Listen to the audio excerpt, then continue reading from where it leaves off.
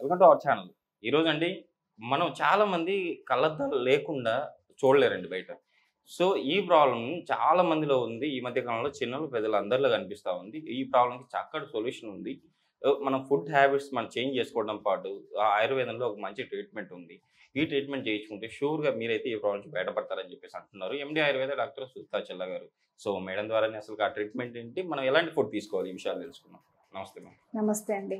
Madam చాలా మంది నేను చిన్న పిల్లల్లో కూడా చూస్తున్నా 2 ఇయర్స్ బేబీ నుంచి ఆహ్, కంపల్సరీ ఐసైట్ ప్రాబ్లమ్ వస్తూ ఉంది.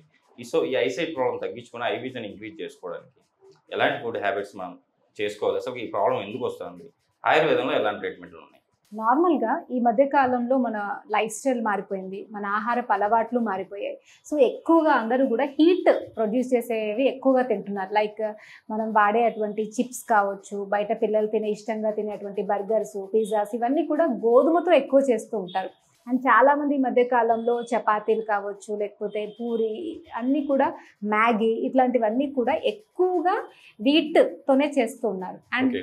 అండ్ ఇంకోటేంటంటే టేస్ట్ మార్కర్స్ ఎక్కువగా కలిపినటువంటి ఫుడ్ అనేది ఎక్కువగా తీసుకుంటూ ఉన్నారు. సో, దీనివల్ల మామూలుగా మన లివర్‌లో కొంచెం ఎంజైమాటిక్ యాక్షన్స్‌లో తేడా వచ్చేసి చాలా మందికి సైట్ ప్రాబ్లమ్స్ అనేవి చాలా ఎక్కువగా వస్తున్నాయి. అంటే ఎర్లీ ఏజెస్‌లోనే సైట్ ప్రాబ్లమ్స్ వస్తున్నాయి.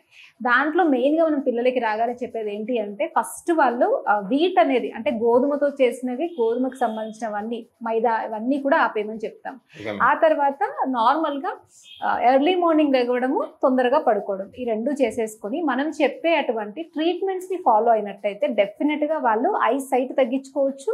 అండ్ రాకుండా కూడా చేసుకోవచ్చు. Okay madam.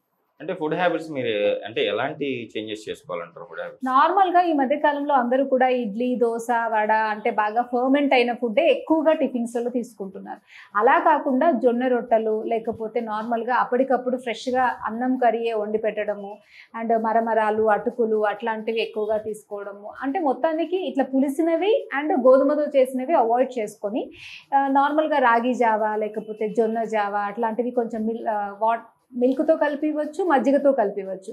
లేకపోతే పొద్దున్నే నార్మల్‌గా పిల్లలకి డ్రై ఫ్రూట్స్‌తో పాటు కొంచెం మిల్క్ ఇచ్చేయొచ్చు. సో, ఇట్లా ఇవి తీసుకోవచ్చు కానీ ఎక్కువగా ఆయిల్‌లో చేసినవి, డీప్ ఫ్రైలు అట్లాంటివి మానేయమంటాం. అండ్ జంక్ అయితే అస్సలు తీసుకోవద్దని చెప్తాం. ఓకే. మీకు తెలిసిందే కదా! ఈ మధ్య యెస్ మ్యామ్. కాలంలో చాలామంది పిల్లలు స్నాక్స్ అంటే కూడా బిస్కెట్స్ తీసుకెళ్తారు.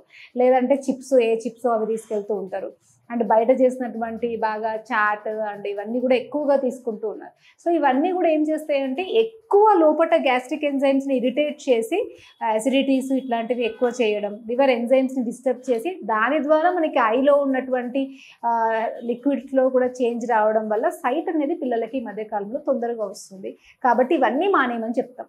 మేడం చాలా మంది ఇళ్లల్లో అంటే మన ఐసైట్‌ను తగ్గించుకొని ఐ విజన్ ఇంక్రీజ్ చేసుకోవడానికి చాలా మంది క్యారెట్ తినాలి అని చెప్పేసి అంటూ ఉంటారు. అది ఎంతవరకు నిజం? అందులో ఉన్న అంటే పోషక విలువలు ఏంటి? నార్మల్‌గా మనకి కళ్ళు బావుండాలి అంటే విటమిన్ ఏ అనేది కంటికి పుష్కలంగా అందాలి.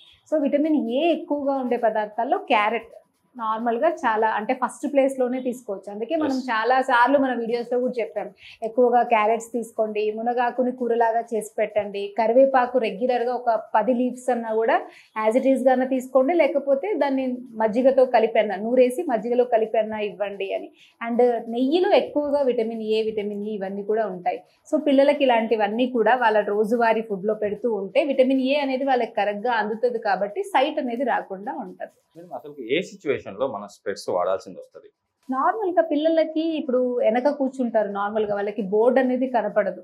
సో, అండ్ సడెన్‌గా కొంతమంది క్రాస్‌గా చూస్తూ ఉంటారనమాట. స్ట్రెయిట్‌గా చూడరు. అండ్ టీవీ దగ్గరికెళ్ళి చూస్తూ ఉంటారు. దూరంగా అస్సలు కనిపించవు వాళ్ళకి. అలాంటప్పుడు ఖచ్చితంగా మరి వాళ్ళు చెక్ చేసుకొని ఆయుర్వేదిక్‌లో మనకి కొన్ని ట్రీట్మెంట్స్ అందుబాటులో ఉంటాయి.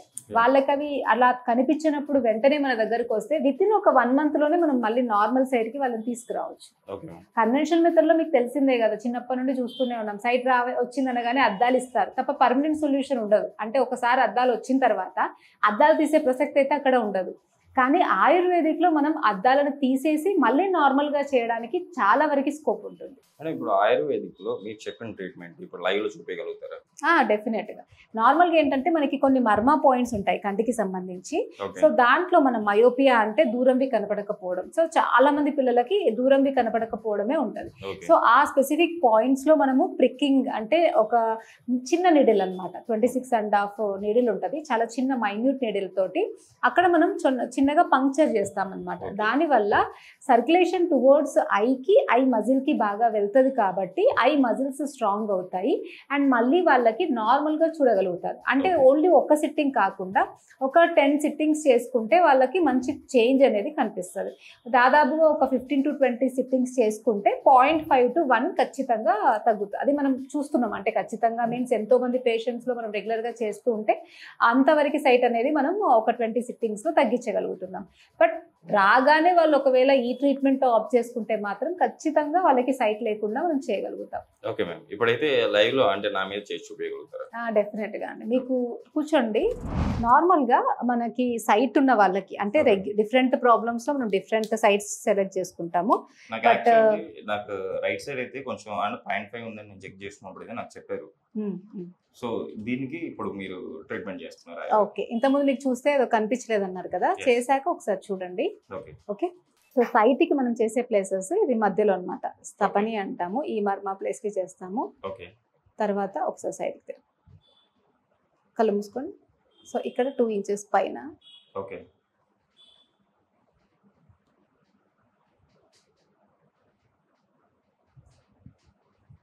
ఇక్కడ కొంచెం పెయిన్ఫుల్గా ఉంటుంది ఈ ప్లేస్. ఓకే. రైట్. సో ఇలా మనం ఒక 10 to 20 సెట్టింగ్స్ చేయించుకుంటే ఇంప్రూవ్ అవుతుంది అంటారు. 0.5, 1 అట్లా తగ్గుతూ వస్తుంది అన్నమాట. ఒకటేసారి తగ్గదు. 1 ఉన్న వాళ్ళకి ఒక 20 సిట్టింగ్స్ సరిపోతుంది. -1 అట్లా ఉన్న వాళ్ళకి 1.5, 2 అట్లా ఉంటే 20 to 25 సిట్టింగ్స్ అట్లా వాళ్ళ ప్రాబ్లమ్ని బట్టి. కళ్ళు మూసుకో. సో ఇది ఐబ్రో అండ్ సేమ్ ప్లేసెస్ ఇక్కడ.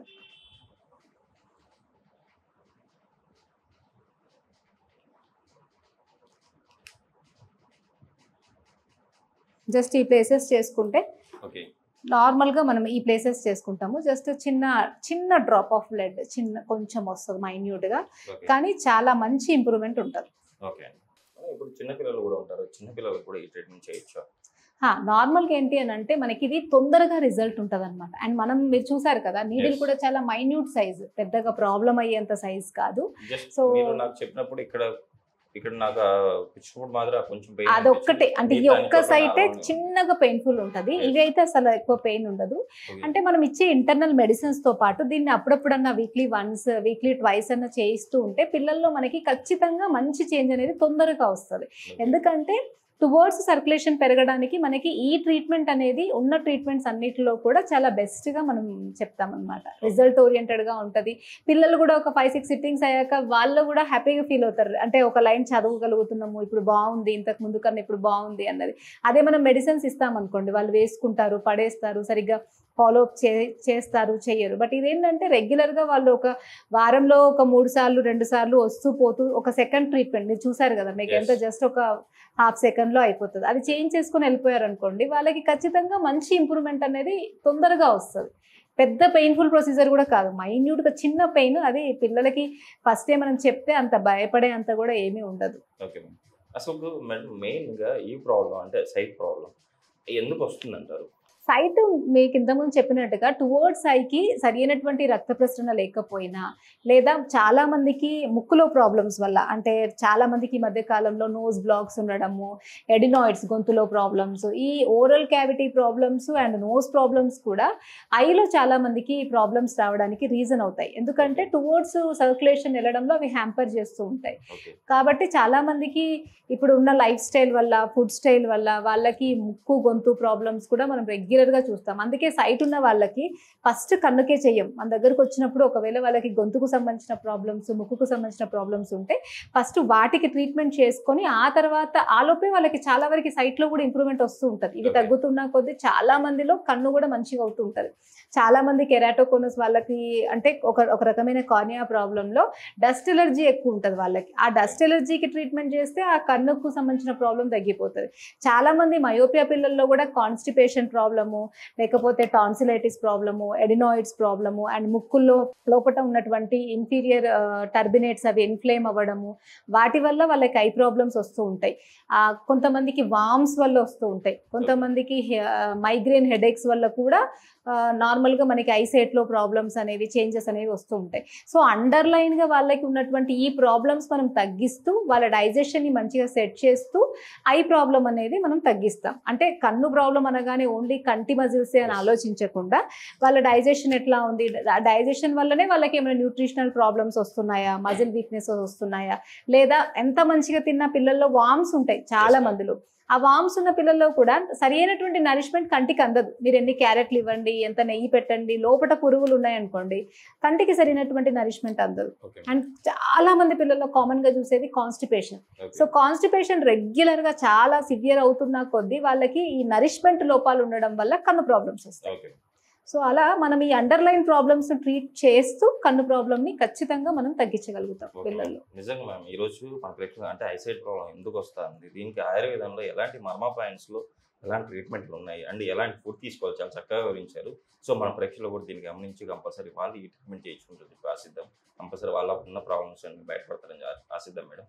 సో ఇంత మంచి ఇన్ఫర్మేషన్ ఇచ్చినందుకు థ్యాంక్ యూ.